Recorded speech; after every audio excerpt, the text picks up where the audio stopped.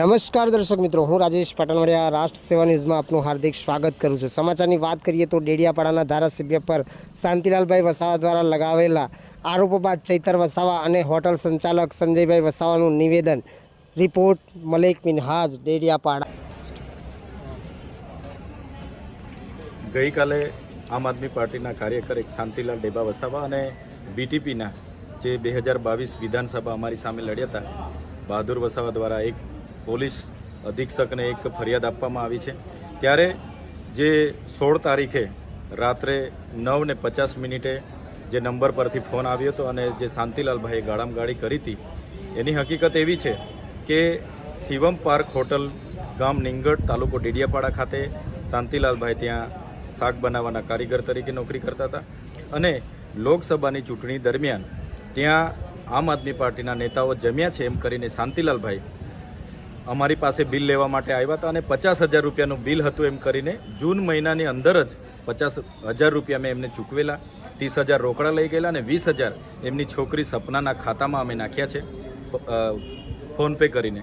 ત્યારે માત્ર ને માત્ર પૈસાના બહાને રાત્રે દારૂ પીને એમણે જે ગાડી ગોલોચ કર્યા તે દરમિયાન મારો ફોન લાઉડસ્પીકર પર હતો, અમે જમતા હતા, મારા ઘર પરિવારે બધું કીધું કે ધારાસભ્ય થઈને આમની આપણે ગાળ સાંભળવાની છે।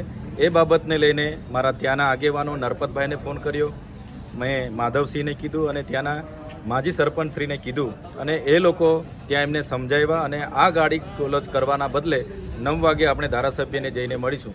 ત્યારે એમણે ખોટી રીતે મારી હોટલમાં ચૈતરભાઈ એમના માણસો જમી ગયા એવી વાત કરી છે।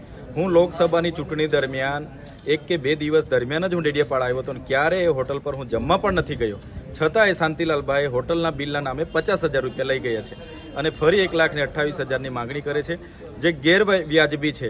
અને શાંતિલાલભાઈ કહે છે કે અમને ઘરે આવીને ઢોરમાર મારે છે, એ પાયાવિહોણી વાતો છે અને જે રીતના શાંતિલાલભાઈએ ગાળામગાળી કરી છે એના વિડીયો, એના CDR, એના મોબાઈલ FSL તમામ બાબતોને લઈને આજે અમે પોલીસ ઇન્સ્પેક્ટર શ્રીને અરજી સુપ્રત કરી છે। યોગ્ય તપાસ થાય, હોટલના માલિક સહિત તમામની નિવેદન લેવામાં આવે તો ચોક્કસ સત્ય બહાર આવશે અને જે પણ જવાબદાર હશે એમના પર કાયદેસરની કાર્યવાહી કરવામાં આવે એ અમે આજે માંગ કરી છે।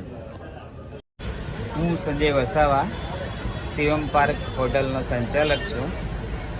1-2 દિવસ પહેલાં વિડીયો વાયરલેસ થયો હતો કે શિવમ હોટલના પૈસા બાકી છે એમ કરીને કંઈક બનાવ બનેલો।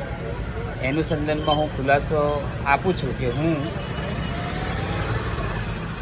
ઇલેક્શન દરમિયાન લોકસભાની અંદર આપના કાર્યકર ત્યાં આવીને જમી જતા હતા, તો એનું જે કંઈ બિલ હતું 50,000ની આસપાસનું, તે જે તે ટાઈમમાં સમયસર આપી દીધેલું છે।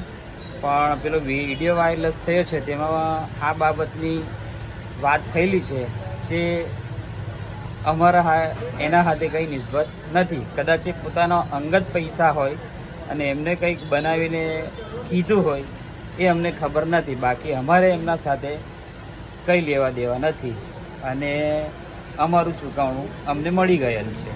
આપણે કેટલું બિલ ચૂકવવાનું હતું? બિલ અમારે 50,000ની આસપાસ આપવાનું હતું। હા, અને તમારા કારીગર શાંતિલાલભાઈએ માંગણી કેટલી કરી છે?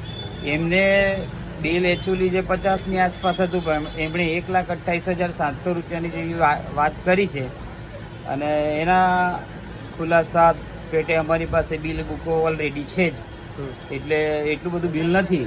તો 1,28,000ની જે માંગણી કરી છે એ હકીકત સત્ય છે કે ખોટી છે? ના ના, એ એકદમ ખોટી છે। એમની કઈ જરૂરિયાત હોય ને એમને કંઈ બનાવ્યું હોય એ બની શકે, બાકી એટલું બધું બિલ નથી। એ બિલ બુક અમારી પાસે ઓલરેડી છે જ। ઓકે, તમારા હોટલનું જે કંઈ ચૂકવણું હતું એ પૂરું થઈ ગયું છે। ઓકે, ક્યારે થયેલું? એ ભાઈ અમારે ત્યાં કામે હતા, એ દરમિયાન એમને ઉપાડ પેટે આમ તેમ ઘણા પૈસા અમે આપેલા અને વચ્ચેલા ઇલેક્શન મતલબ કે આ બાબત બનાવ બન્યો છે એની પહેલાં એનું ચૂકવણું થઈ ગયેલ છે। જી, જે શાંતિલાલભાઈ ડેબાભાઈ જે ચૈતરભાઈ વસાવા પર જે આક્ષેપ કરેલો છે પેમેન્ટ બાબતમાં, એ બાબતમાં આપ શું કહેવા માંગો? એ બાબતે મને એવું લાગે છે કે એકદમ ખોટી વાત છે।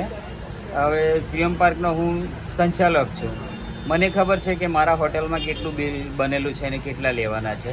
અમારે બિલ 50,000ની આસપાસ હતું, જે ઇલેક્શન દરમિયાન જે કાર્યકરો જમી ગયા હતા તેનું હતું અને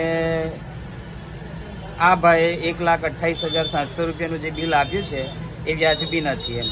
અમારી પાસે બિલ બુક હયાત છે, બધું જે હોય તે જોઈ શકે છે.